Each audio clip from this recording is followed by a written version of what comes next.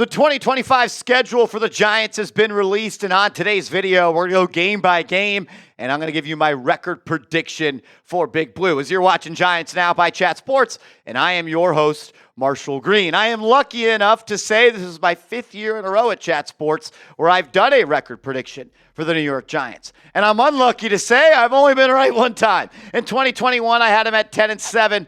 They went 4-13. I did have them at 9-8 in the year they won a playoff game where they went 9-7-1. Shout out to the tie against the Commanders. Had them at 10-7 in 2023 off the playoff win. Thought they were going to keep the momentum rolling. They absolutely did not, finishing 6-11. And I thought they would build off 6-11 after getting Malik Neighbors to get better to go to 7-10.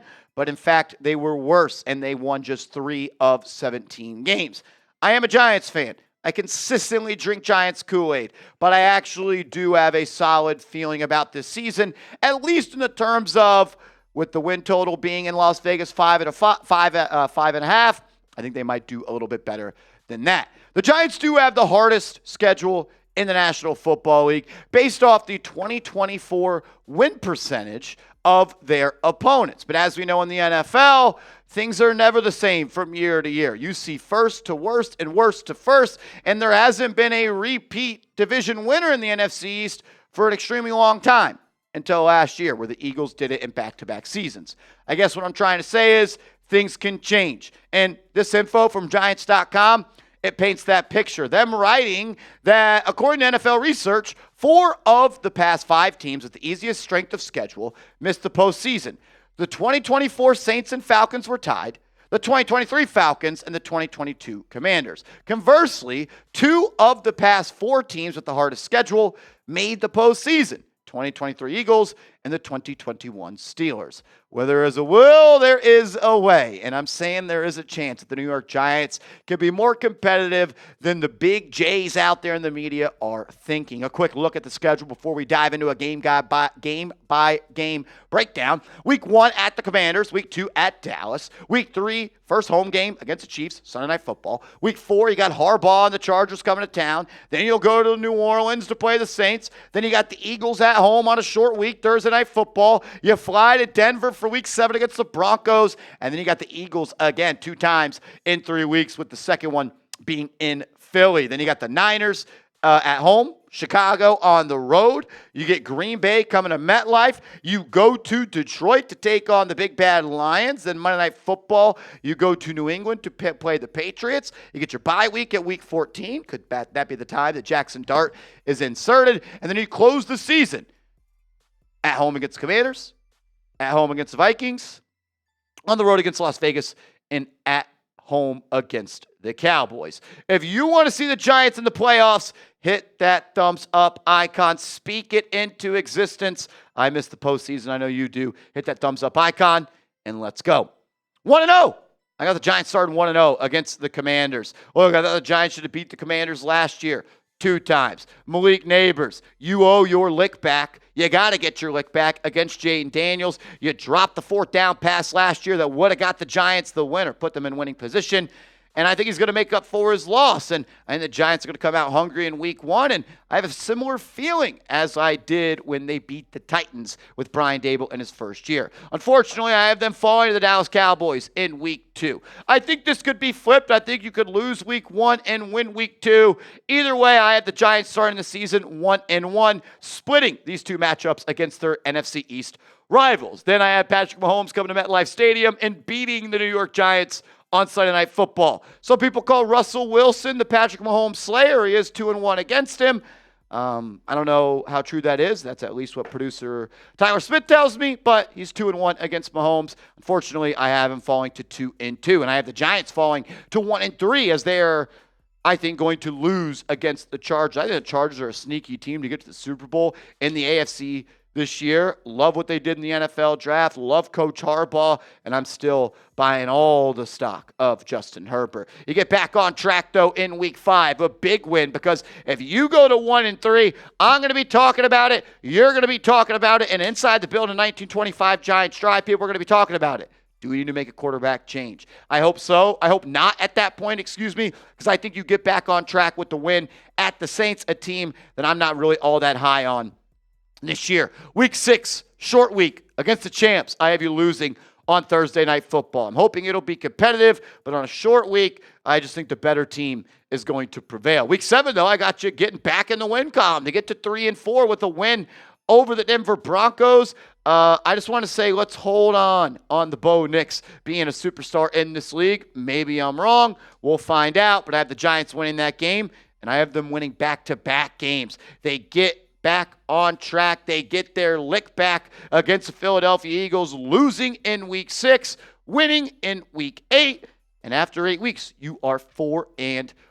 Before we get to the rest of the Giants' schedule, I got to tell you about a brand new sponsor on today's show, and that is the Hall of Fame app. We are giving our listeners a 7-day free trial plus 50% off your first month when you use our promo code CHAT. I'll make sure all that information is clickable down in the comments and description. Have you ever been one leg away from hitting a massive parlay, but it got ruined by an unlucky buzzer beater, maybe an unexpected strikeout, or even a blocked field goal? We've all been there. I don't know about you, but I'm tired of throwing away money at parlays that I have a good feeling about. That's where the HOF app has completely changed the game. The HOF app was founded by huge sports fans who just happen to be giant data nerds, and they graduated from Ivy League schools. The Hall of Fame app is going to give you a leg up on Vegas by using historical data, matchup grades, leg correlation tools, and player performance insights. I've won multiple parlays since I started using the app, including the under on Thunder Nuggets in Game 4. With a 4.9 rating in the App Store and over 6,000 five-star reviews, it's safe to say the HOF app has already helped a lot of people win smarter, including myself and the guys over here at Chat Sports. For a limited time, our listeners not only get a 7-day free trial, but they also get 50% off their first month when you use our code CHAT at checkout. So just download the HOF app on iOS or Android, enter code CHAT, and you're all set. Support the show, support the sponsor, be a real one. All righty, week 9 for the New York Giants. I'm losing to the San Francisco 49ers. It's a game that I actually think they can win. I'm not that high on the San Francisco 49ers, but I just think if you're going to win week 8 against the Eagles, there might be a letdown game after that in week 9. Maybe Brian Daboll can rally the troops and say, keep your eyes on the prize, but I am losing that one. But another win against the Chicago Bears in week 10.